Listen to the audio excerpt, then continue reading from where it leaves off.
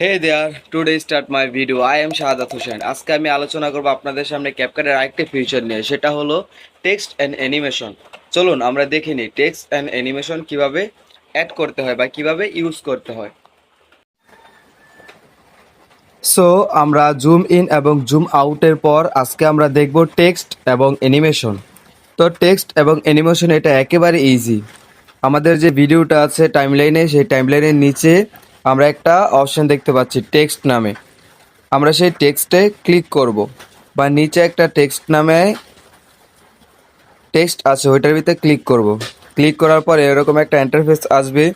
এখানে লেখা আছে অ্যাড টেক্সট। আমি যেখানে টেক্সটটা অ্যাড করতে চাইবো, আমাদের এই সাদা যেই দাগটা আছে সেই দাগটা সেখানে নিয়ে যাব।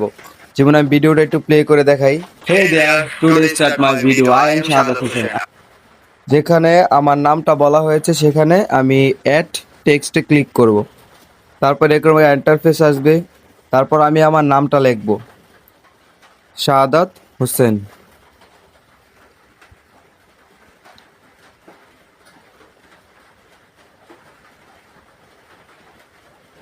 শাহাদাত হোসাইন। তো ঠিক আছে, এখন আমরা টেক্সটটা এইখানে আনবো, হালকা একটু বড় করব। প্রথমে আমরা শুরু করব ফ্রন্ট স্টাইল, ফ্রন্ট দিয়ে। তো এখানে ফ্রন্টের মাধ্যমে কি করা যায়, আপনার যেই লেখাটা আছে সেই লেখাটার স্টাইল করবেন, আপনি কোন স্টাইলে রাখতে চান।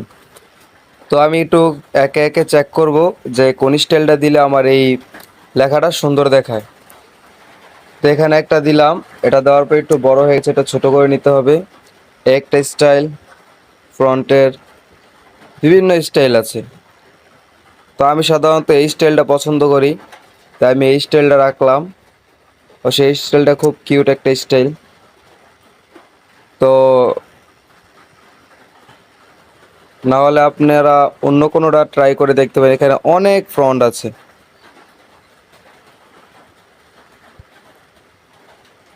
তো আপাতত আমি এটাই রাখলাম, শাহাদাত হোসেন। তারপর আমরা একটু স্টাইলে যাব। স্টাইলে গেলে কি হবে, এখানে ওরাই একেবারে সেট করে দিয়েছে, যে সব কিছু ওরাই সেট করে দিয়েছে। আমরা যদি এখানে ক্লিক করি তো এরকম স্টাইল হয়ে যাবে। তো আবার এরকম ক্লিক করে এরকম আমরা যে কোনো কালারে এটা বানাতে পারি। পরে আমরা যদি চাই যে পিছে কোনো ব্যাকগ্রাউন্ড দিব, তাহলে এটার পিছে এরকম একটা ব্যানার সিস্টেম হবে।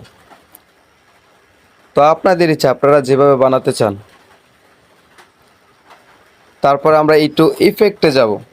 ইফেক্টে গেলে কি হবে, এখানে এক্সট্রা ইফেক্টের সব বানানো আছে। যেরকম আমি যদি এই ইফেক্টটা ইউজ করতে চাই,